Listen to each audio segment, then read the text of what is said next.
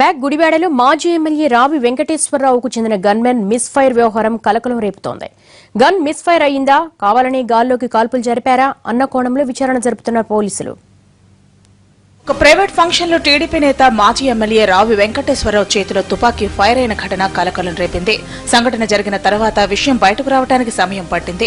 Club లో జరిగిన వ్యవహారం కావటం, అందులోనే దశదిన కర్మ సందర్భంగా జరగడంతో విషయం తొందరగా బయటపడలేదు. వంటగదిలో పెద్ద గిన్నె పడిందని కవర్ చేసే ప్రయత్నం చేసినట్లు తెలుస్తుండగా అసలు గన్ పేలలేదని రావి వెంకటేశ్వరరావు వాదించారు. ఈ వ్యవహారంపై పోలీసులు రంగంలోకి దిగడంతో గన్ను పోలీసులకు సరెండర్ చేశారు వెంకటేశ్వరరావు. మొదట గన్ పేలలేదన్న రావి మిస్ఫైర్ అయినట్లు చెప్పుకొచ్చారు. ఈలోపు చిన్న ఫంక్షన్కి వెళ్దామని ప్రయత్నం చేశాను.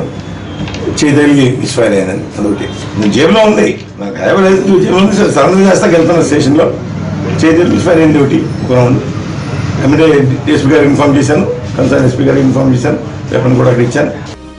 నిజంగా మిస్ఫైర్ అయ్యిందా లేక మరేమైనా కారణాలు ఉన్నాయా అనే కోణంలో వివరాలను సేకరిస్తున్నారు పోలీసులు.